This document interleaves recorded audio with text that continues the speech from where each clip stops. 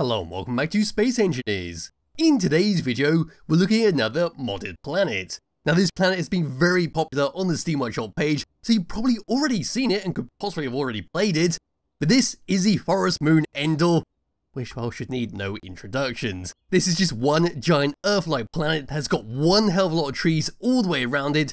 It's got all the basic stuff you need to survive, so there is ice patches, there is all the basic Earth-like resources.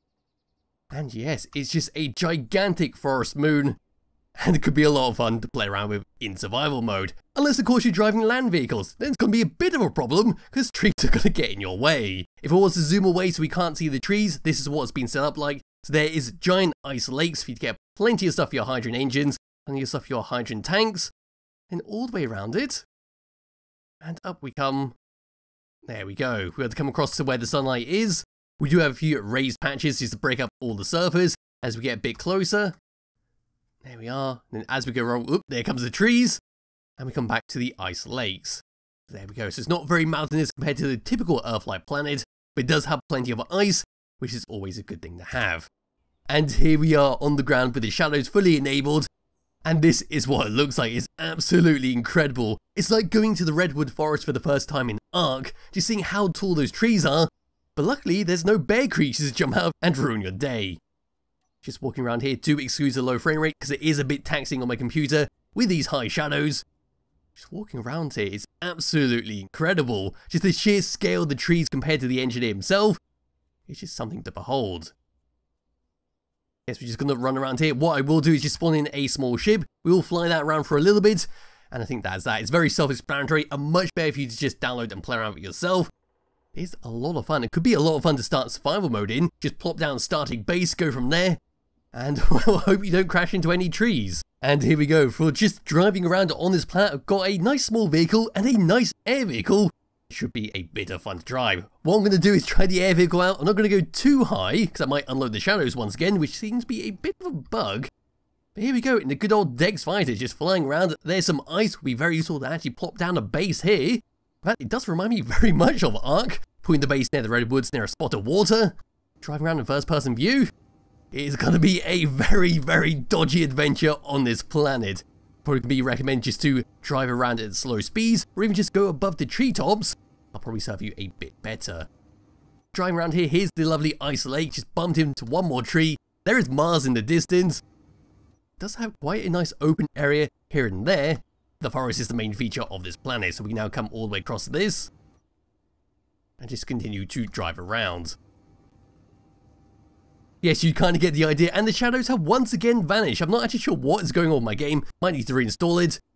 But I think that's enough of flying around. So I'm going to hop out of this, teleport back to the Land Rover, and we'll continue from there. And here we are. We're now on a nice land vehicle, a nice small land vehicle that's perfect for driving around the forest. Now I'm going to come across a little patch of ice, continue through the forest. Yes, this is what I'd expect to use on this planet if I was in survival mode. It's a nice, tiny, compact rover. Make sure you can navigate around all the trees, and to make sure you're not going too fast to risk any kind of bumps that could send you flying, and of course could tip you over and damage anything you're carrying. As for just driving around here, it is just a bunch of trees at the end of the day, and it's a lovely sculpted planet. But there is a few more things to go through. So what I'm going to do is hop out of this, because we do have to go through a couple of weather effects, and of course the times of day. And this is what it looks like. It is quite a ominous forest, actually. Pretty spooky. It's not too dark. You could go a bit darker with certain skyboxes. Driving around once again. And here we go. In first person view. It's a rather dark and spooky forest. But of course, it can get a lot worse. Yes, it can get a lot worse if you were to throw in a few weather effects.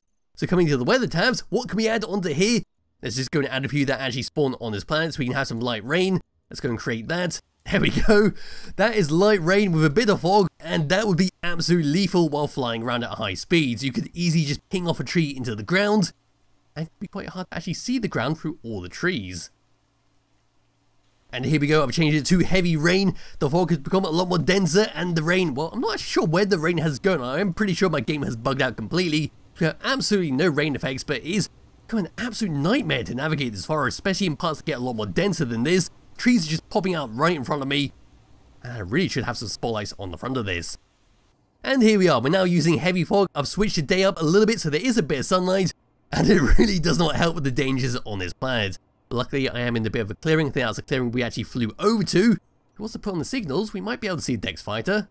Nope, I cannot. There was some magnesium, there was the ice, of course, on the lake. We now just drive around here. It's still very dangerous to drive around at high speeds, so the trees are just popping out right in front of me. And for one final play around with the weather effects, I put in an electrical storm which won't naturally spawn on this planet.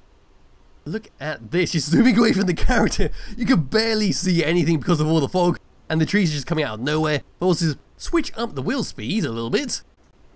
There we go, we're just coming to this. Put the wheel speed up a bit. There we go, unlimited speed. Now start to drive around. That is the Dex fighter in the distance. Now we're going to get some nice high speeds. It's becoming very dangerous to try this thing around. Trees are not too bad in this area, but it's starting to get a lot worse. Here they come. It feels like a very old retro game where you have to like dodge the trees by moving left and right. I've now crashed into the ground. And with that, I'm going to remove the weather. And we're going to switch to another section on the planet. And I think that'll be that for this video. For the final part of this planet is going to be the mountainous region, because we covered the forest, which is pretty much everywhere. We covered the ice lakes, which I've passed over a few times. But this is the mountainous zone. It's not that mountainous, it's just an odd hill here and there. But it does have some rather lethal drops. Well, as you can see, compared to my engineer, that's going to be quite a nasty fall if I was to go over there with a land vehicle, so I highly doubt that'll survive. Yes, the shadows have once again returned, not too sure why they keep popping in and out. But that is pretty much it for the forest planet Endor has to offer. So it is a lovely planet if you want to use it in your world, a fantastic planet for using in survival mode, especially if you're going to restrict yourself to the first person view. This would be the planet to do on, just because of the sheer scale of all the trees that you go past, and the sheer scale of everything in general. So there'll be a link to it in the description below if you do wish to download and play around with yourself. Highly recommend you do, and I'll be back with another video some point soon. Bye bye.